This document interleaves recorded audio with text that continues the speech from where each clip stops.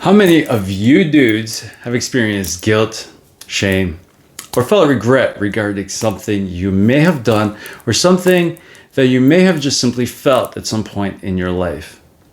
Certain emotions like joy and love can bring happiness and fulfillment into our lives. However, emotions like guilt and shame and regret can overshadow our efforts. This is our body's alarm system, which lets us know that something may be wrong and it may require our attention. Before we dissect this topic any further, I'd like to remind you that these feelings are completely natural and we all feel them at some point throughout our lives. It is a matter of self-perception and analysis, which allows us to learn and move forward. Unfortunately, some people choose to get stuck in those feelings, which prevents them from advancing past that point until those feelings are understood and resolved. To acknowledge and understand these feelings, we first have to recognize what those feelings actually are. According to Merriam-Webster, guilt speaks of one's feelings of deserving blame, especially from imagined offenses or from a sense of inadequacy. Personally, I think that guilt is an emotional response that is tied to a specific action, and I think that it occurs when we go against our own moral code.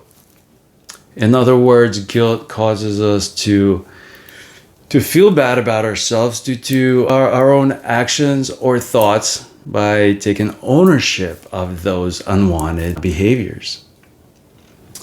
One can also feel bad about someone else's behavior or emotion by taking ownership of someone else's action or thoughts. To delve a bit deeper into this topic, guilt can manifest in two forms. It can manifest as healthy guilt or good guilt, versus unhealthy or bad guilt. But wait, we thought all guilt was bad.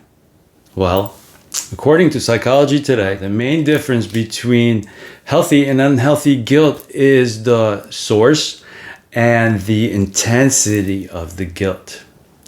Healthy guilt is a natural and appropriate response to a wrongdoing or a mistake, which in turn motivates us to improve once that is corrected.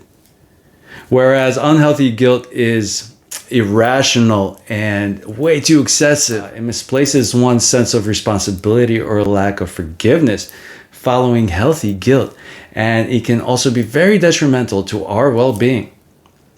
Healthy guilt is when we are alerted because our actions have veered off from our own values, prompting us to make amends for our wrongdoings.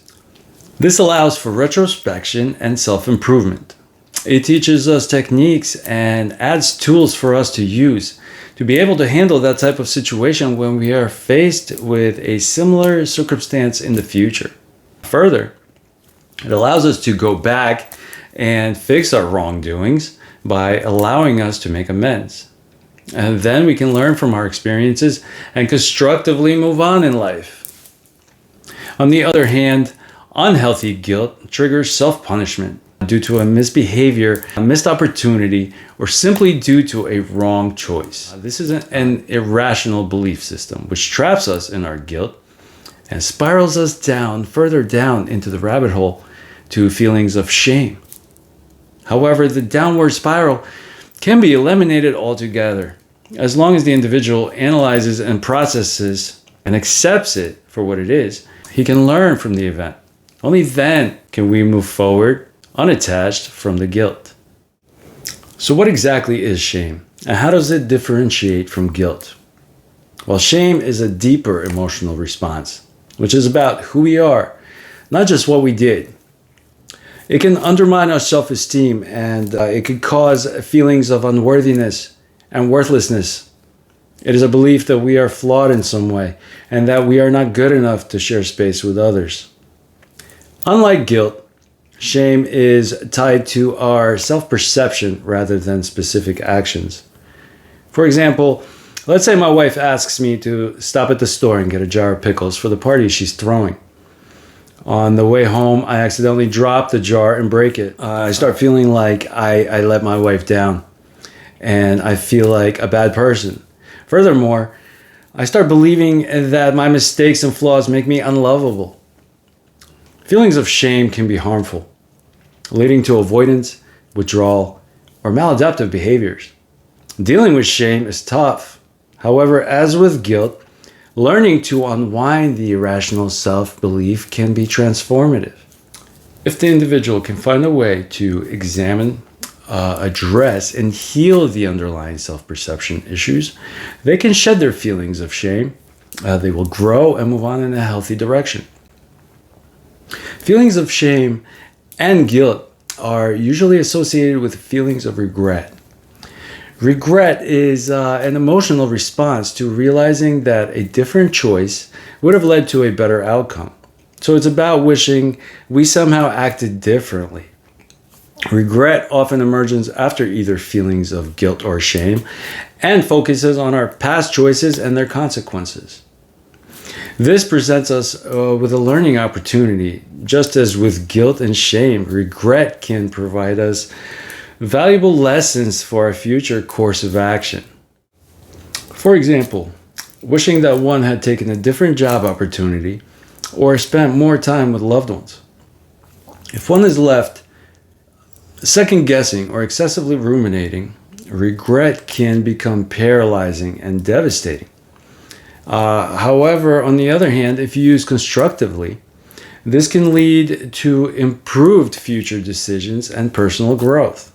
It seems easy to delve and disappear in feelings of wrongdoings, which in turn can become a perpetual revolving cycle, which is extremely tough to break. This is where mindfulness and self-awareness comes into play. By being present in each moment of our lives, we're able to recognize and explore and heal our feelings of guilt, shame, and regret.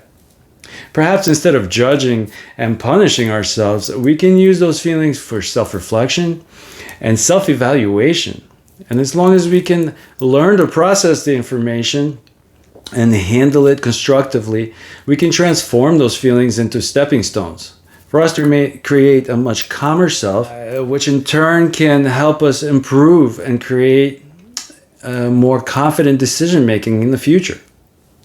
I want to thank you for being here with me today. Please don't forget to like and subscribe and hit the notification bell so you know when new content comes out. Please share this with your friends or anyone else you think may benefit from this information. Bring them over to the tribe and help us grow our community. Leave your comments below. Let me know what you think, how you feel about this episode. Tell me what you would like to discuss in future episodes.